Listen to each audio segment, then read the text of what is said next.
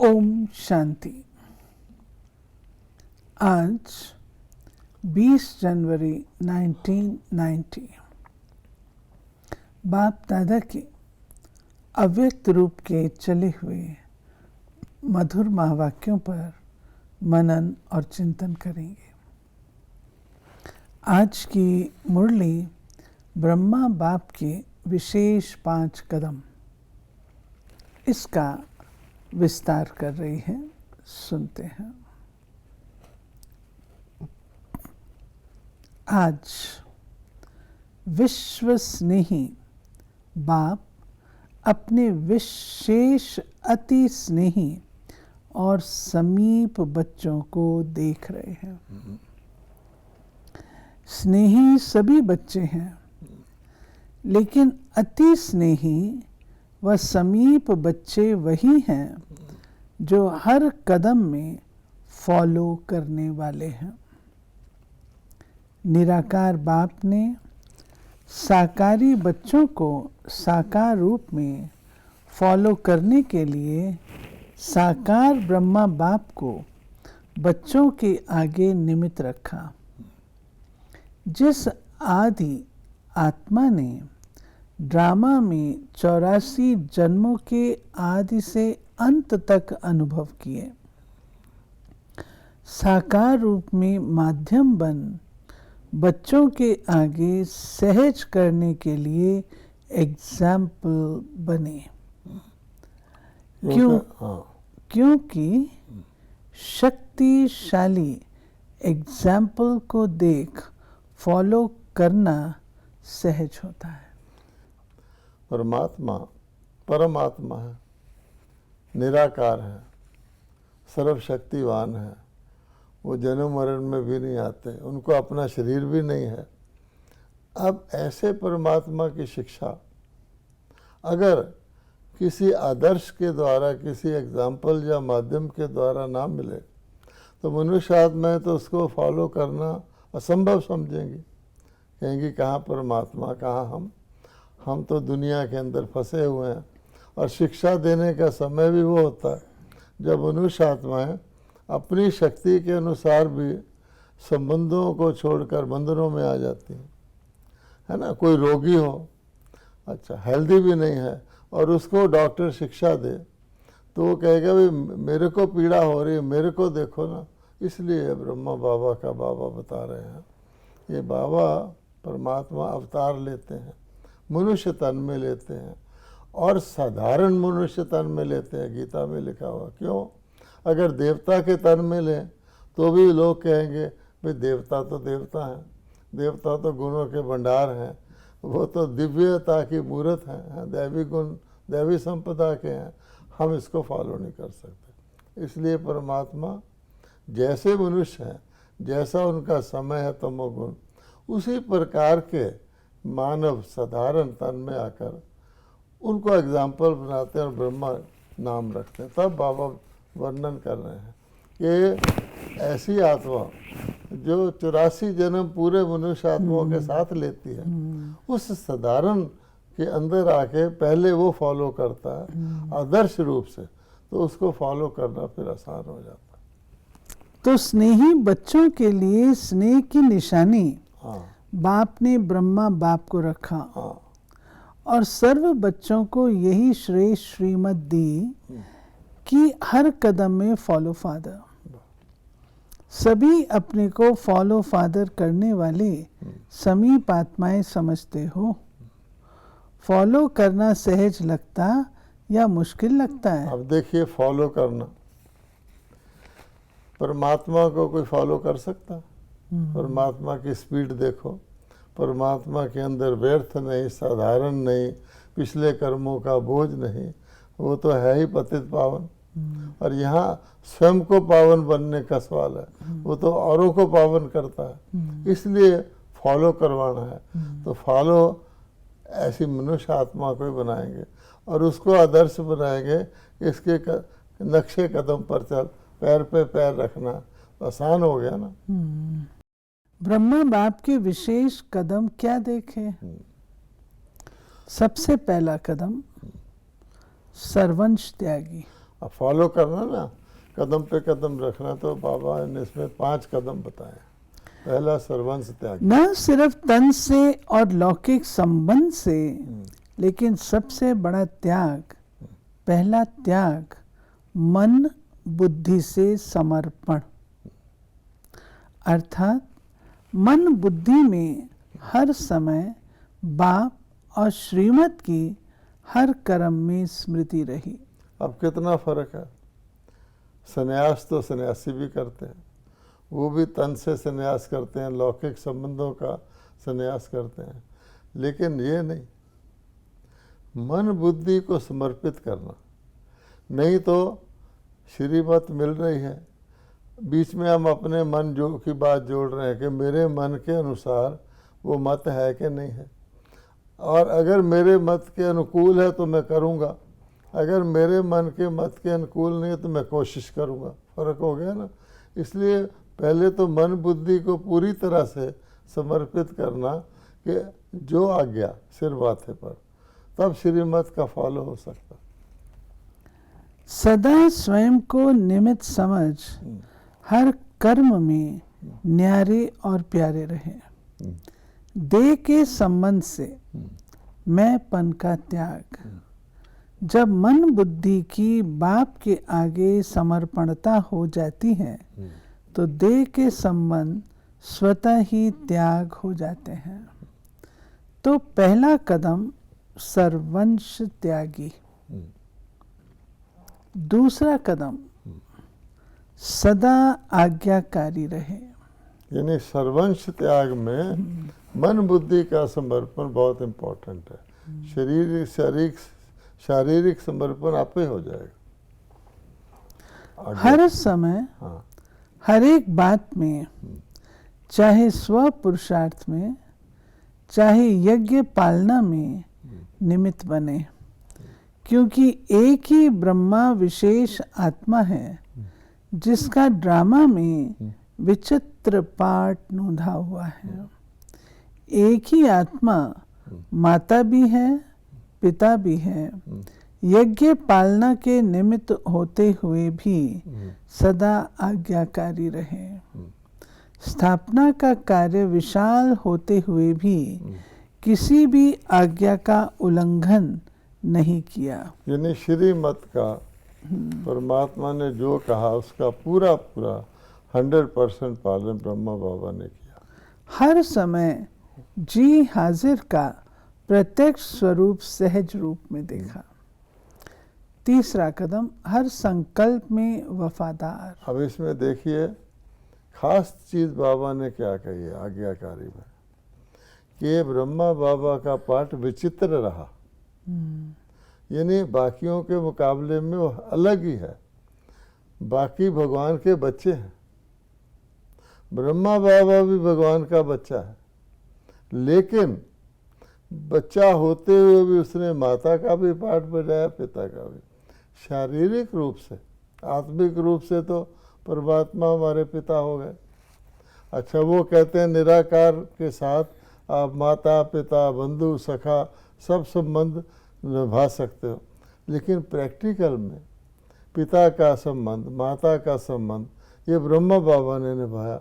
अन्य जितने भी बच्चे हैं, चाहे वो मातेश्वरी ही है, सबसे बड़ी जगदम्बा है, लेकिन उसने बच्ची के तौर पे पाठ बजाया। संभालने के लिए बाबा ने उसको जगदम्बा रखा, लेकिन माता पिता का संबंध और बच्चे का तीनों संबंध मातेश्वरी ने निभाए। कभी कभी ब्रह्मा बाबा कहते थे हंसी में कि मेरा भी बाप है, लेकिन शिव बाबा का कोई बाप नहीं है। जैसे पतिव्रता नारी एक पति के बिना किसी को स्वप्न में भी याद नहीं कर सकती, ऐसे हर समय एक बाप दूसरा ना कोई। यानी जिसको कहते हैं ना व्रता, वो बाप ब्रह्मा बाबा ही रहा। उसने केवल और केवल शिव बाबा को याद किया। ये वफादारी का प्रत्यक्ष स्वरूप देखा। विशाल नई स्थापना की जिम्मेवारी के निमित्त होते भी वफादारी के बल से एक भरोसे के प्रत्यक्ष कर्म में हर परिस्थिति को सहज पार किया और कराया। ये वफादार शब्द का महत्व देखिए, एक के साथ अव्यभिचारी संबंध रखना शिव बाबा के, उसके फलस्वरूप जब एक बल होगा, एक भरोसा होगा, तो एक बल भी मिलेगा। चौथा कदम, विश्व सेवाधारी।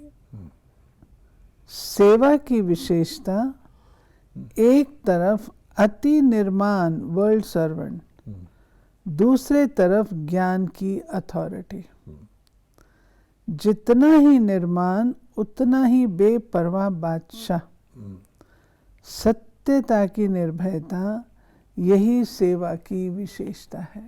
यानी ब्रह्मा बाबा के अंदर जितना निर्माण उतना ही अथॉरिटी। ब्रह्मा बाबा ने ज्ञान को जितना प्रैक्टिकल धारण किया, जिसको नेक्स्ट टू गॉड कह सकते हैं, है ना, क्योंकि देखा जाए तो कहा जाता है परमात्मा ने स्थापना की, साथ साथ कहते ब्रह्मा ने की, इक्वल हो गए ना लगभग।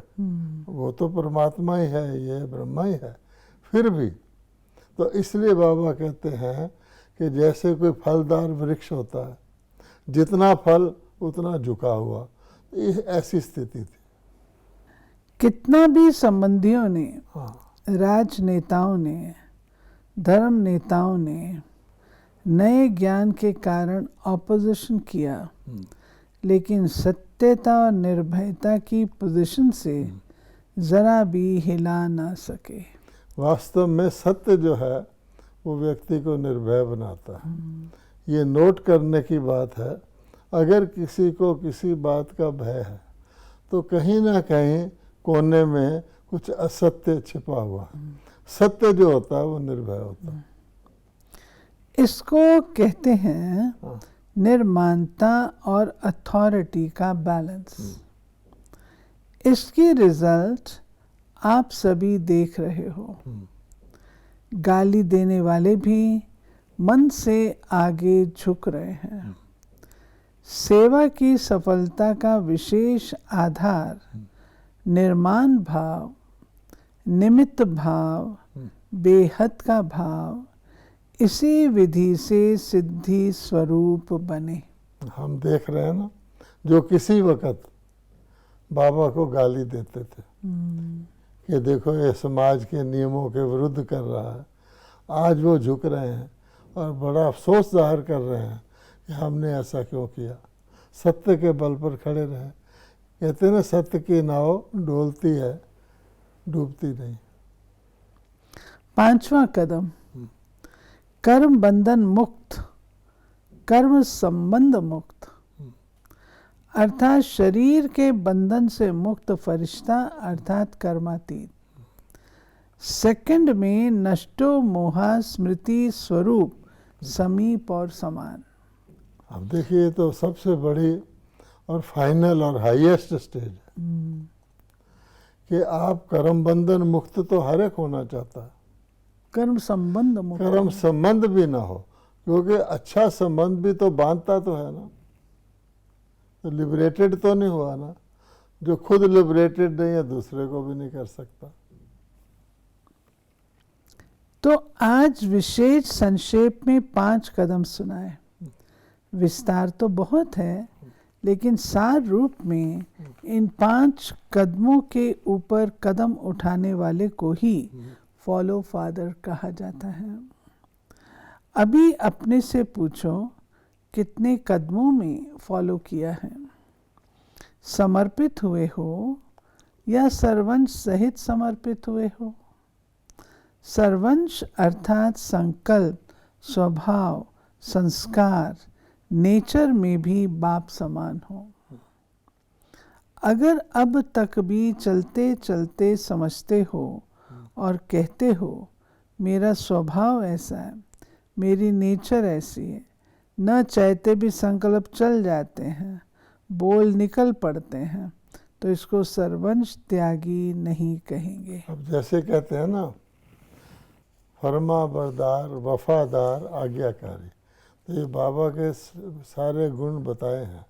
दुनिया के अंदर भी फॉलोअर कहते हैं, लेकिन सिर्फ फॉलोअर कहते हैं और उसमें बाकी चीज़ें नहीं आती।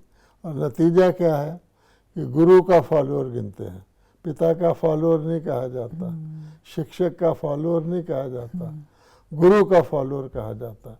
अब गुरु का फॉलो भी क्या करते हैं, गुरु सन्यासी चेला गृहस्थी फॉलो तो किए ही नहीं। जो दवाई गुरु पी रहा है वो चेले को पिलाता ही नहीं। आज के गुरु तो शादियां भी करवाते हैं, खुद घर बार छोड़ के जाते हैं। इसलिए भगवान कहता है वो पवित्रता को धारण करते हैं। अपने गृहस्थी चेलों को थोड़ी कहते तुम पवित्रता को धारण करो, वो इसको असंभव मानते हैं। तो फॉलोअर भी नाम मात्र के रह गए और फर्मा बरदार वफादार आज्ञाकारी वो तो अलग रह गया। अपने को समर्पित कहलाते हो, लेकिन सर्वंश समर्पण इसमें मेरा तेरा हो जाता है। जो बाप का स्वभाव, स्व का भाव अर्थात आत्मिक भाव, संस्कार सदा बाप समान, स्नेह, रहम, उदार दिल का, जिसको बड़ी दिल कहते हो।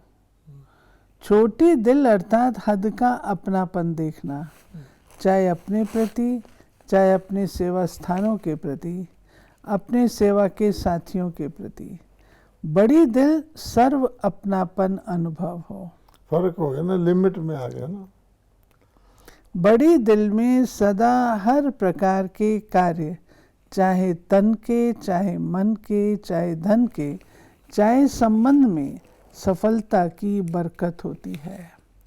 बरकत अर्थात ज़्यादा फायदा होता है। और छोटी दिल वाले को मेहनत ज़्यादा, सफलता कम होती है।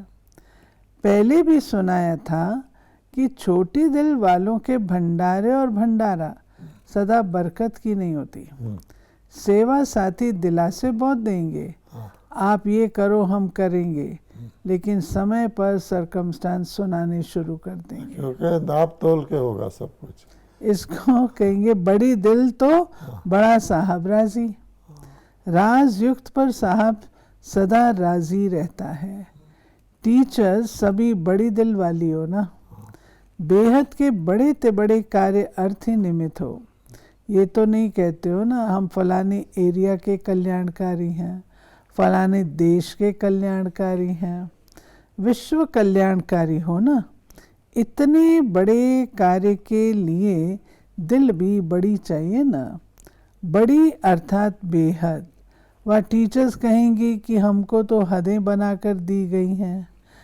हदें भी क्यों बनाई गई, कारण क्या? छोटी दिल। कितना भी एरिया बनाकर दें, लेकिन आप सदा बेहद का भाव रखो, दिल में हद नहीं रखो। स्थान की हद का प्रभाव दिल पर नहीं होना चाहिए। देखिए ये बड़ा इम्पोर्टेंट, ये बड़ा इम्पोर्टेंट इसलिए है कि काम तो हम लोकली करेंगे ना, जिसको यूनाइटेड नेशन ने भी संवत 2000 में एक स्लोगन बनाया था। क्या? Think globally act locally. कि आप जहाँ हैं वहीं काम करेंगे, लेकिन आपका जो दृष्टिकोण है, आपकी जो विचारधारा है, आपका जो विशालता है, वो वैश्विक होनी चाहिए। अब ब्रह्मा कुमार कुमारी है, अब ये ब्रह्मा कुमारी बाबा का विश्वविद्यालय सारे विश्व में फैला हुआ, सब महाद्वीपों में है। हर भाषा के, हर रंग के, हर जाति के, हर धर्म के लोग इसमें आते हैं, अपने अपने स्थान पर हैं। मान लीजिए कोई साउथ अफ्रीका में है, कोई चिली में है, या कोई न्यूजीलैंड में है। अब काम तो वही कर रहे हैं, लेकिन सबका एक जैसा दृष्टिकोण है, एक परमात्मा के साथ बंधे हुए हैं और एक मत हैं। यानी एक जगह रहते हुए भी भले हम कहेंगे इंग्लैंड का, यूके का चार्ज आपके पास है, लेकिन वो व्यक्ति सिर्फ यूके का दृष्टिकोण थोड़ी रखेगा, वो वैश्विक दृष्टिकोण रखेगा। ये बड़ी बात है। अगर दिल में हद का प्रभाव है तो बेहद का बाप हद के दिल में नहीं रह सकता। बड़ा बाबा है तो दिल बड़ी चाहिए, कभी ब्रह्मा बाप ने मधुबन में रहते ये संकल्प किया कि मेरा तो सिर्फ मधुबन है, हाँ। बाकी पंजाब, यूपी, कर्नाटक आदि बच्चों का है। ब्रह्मा बाप से तो सबको प्यार है ना। प्यार का अर्थ है बाप को फॉलो करना। सभी टीचर्स फॉलो फादर करने वाली हो या मेरा सेंटर, मेरा जिज्ञासु, मेरी मधुगिरी और स्टूडेंट समझते मेरी टीचर है। इसीलिए कहा जाता है, जो पूर्वज कहा गया है, ब्रह्मा बाबा को ग्रेट ग्रेट ग्रैंडफादर कहते हैं। सभी धर्मों के लोग उसको मानते हैं अलग अलग नाम से। या यूं कहें कि वृक्ष का जैसे जड़ होता है, उसका तो सब पत्तों से संबंध होता है। फॉलो फादर अर्थात मेरे को तेरे में समाना, हद को बेहद में समाना। अभी इस कदम पर कदम रखने की आवश्यकता है। सबके संकल्प, बोल, सेवा की विधि बेहद की अनुभव हो। कहते हो ना अभी क्या करना है इस वर्ष, तो स्व परिवर्तन के लिए हर एक को सर्ववंश सहित समाप्त करो। जिसको भी देखो वह जो भी आपको देखे बेहद के बादशाह का नशा अनुभव हो। हद के दिल वाले बेहद के बादशाह नहीं बन सकते। ऐसे नहीं समझना कि जितने सेंटर्स खोलते व जितनी ज़्यादा सेवा करते इतना बड़ा राजा बनेंगे। इस पर स्वर्ग की प्राइज नहीं मिलनी है। सेवा भी हो, सेंटर्स भी हो, लेकिन हद का नाम निशान ना हो। उसको नंबरवार विश्व के राज्य का तख्त प्राप्त होगा। इसलिए अभी अभी थोड़े समय के लिए अपने दिल खुश करके नहीं बैठना। बेहद की खुशबू वाला बाप समान और समीप अब भी है, और 21 जन्म भी ब्रह्मा बाप के समीप होगा।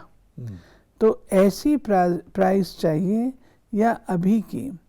बहुत सेंटर्स हैं, बहुत जिज्ञासु हैं, इस बहुत बहुत में नहीं जाना है। हाँ। बड़ी दिल को अपनाओ। सुना इस वर्ष क्या करना है? यानी बहुत और सर्व में फर्क है। बहुत और सर्व, हाँ जी। क्योंकि आपके 500 सेंटर हो गए, मान लो 500 ही रहे ना, और कहाँ सर्व से आपका कनेक्शन है, तो वो भी तो लिमिट में आ गए ना। इस वर्ष स्वप्न में भी किसके हद के संस्कार उत्पन्न ना हो। हाँ। हिम्मत है ना, एक दो को फॉलो नहीं करना, बाप को फॉलो करना। दूसरी बात, बाप दादा ने वाणी के ऊपर भी विशेष अटेंशन दिलाया था। इस वर्ष अपने बोल के ऊपर विशेष डबल अटेंशन। सभी को बोल के लिए डायरेक्शन भेजा गया है। इस पर प्राइज मिलनी है। सच्चाई सफाई से अपना चार्ट स्वयं रखना। सच्चे बाप के बच्चे हो ना, बाप दादा सभी को डायरेक्शन देते हैं। जहां देखते हो सेवा स्थिति को डगमग करती है, उसे सेवा में कोई सफलता मिल नहीं सकती। यानी बोल में बाबा ने 3 बातें कही हुई है। कम बोलो, धीरे बोलो, मीठा बोलो, मधुर बोलो। सेवा बल कम करो लेकिन स्थिति को कम नहीं करो। ये इम्पोर्टेंट है। जो बाबा कहता है सेवा फैलाते रहो, स्थिति डगमग हो वो नहीं। जो सेवा स्थिति को नीचे ले आती है, हाँ। उसको सेवा कैसे कहेंगे? इसलिए बाप दादा सभी को फिर से यही कहेंगे, सदा स्वस्थिति और सेवा, अर्थात स्व सेवा और औरों की सेवा साथ साथ सदा करो। स्व सेवा को छोड़ पर सेवा करना, इसमें सफलता नहीं प्राप्त होगी। हिम्मत रखो स्व सेवा और पर सेवा का। सर्वशक्तिमान बाप मददगार है, इसलिए हिम्मत से दोनों का बैलेंस रख आगे बढ़ो। कमजोर नहीं बनो, अनेक बार के निमित्त बने हुए विजयी आत्माओं। ऐसी विजयी आत्माओं के लिए कोई मुश्किल नहीं, कोई मेहनत नहीं। अटेंशन और अभ्यास ये भी सहज और स्वतः अनुभव करेंगे। अटेंशन का भी टेंशन नहीं रखना। कोई अटेंशन को टेंशन में बदल देते हैं। ब्राह्मण आत्माओं के निजी संस्कार अटेंशन और अभ्यास है। अच्छा, यानी इसमें बाबा ने ये कहा है कि अटेंशन भी नेचुरल सी रहे। ऐसे नहीं किसी को कहा जाए तुमने कम बोलना है, अब वो कम बोलने का अटेंशन रखना और बात है, और ऐसी टेंशन में आ जाए कि हर वक्त खिंचा खिंचा रहे मुझे कम बोलना है, ये नहीं करना।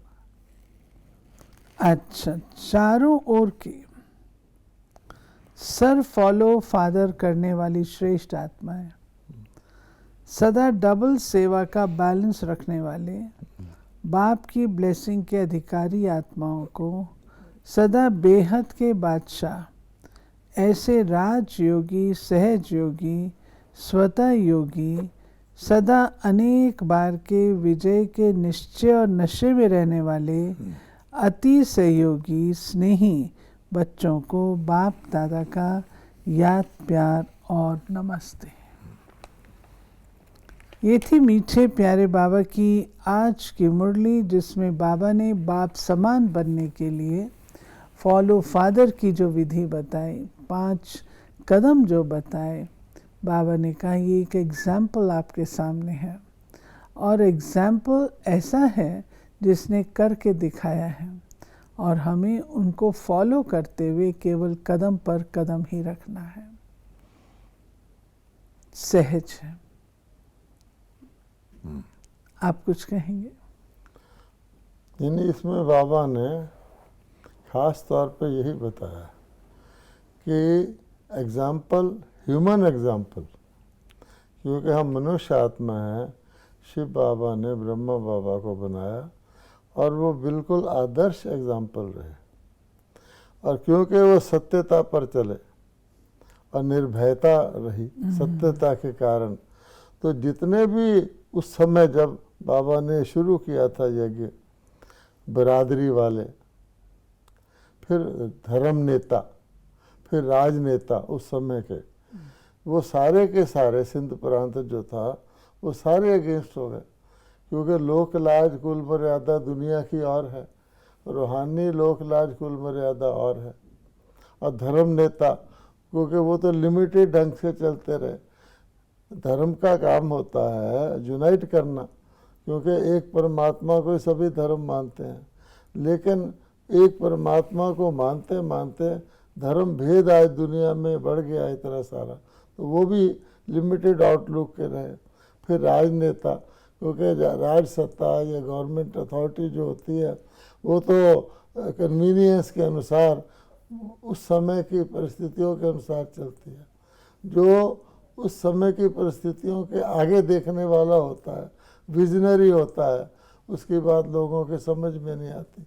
यहाँ तक कि इतने सम्मानित व्यक्ति को गाली मिलने लगी, लेकिन बाबा कहता आखिर क्या हुआ, सत्य तो सत्य है, तो सत्य की नाव डोलती नहीं। वही गाली देने वाले आज महिमा करते हैं और अफसोस करते हैं कि हमने समझा नहीं। ओम शांति।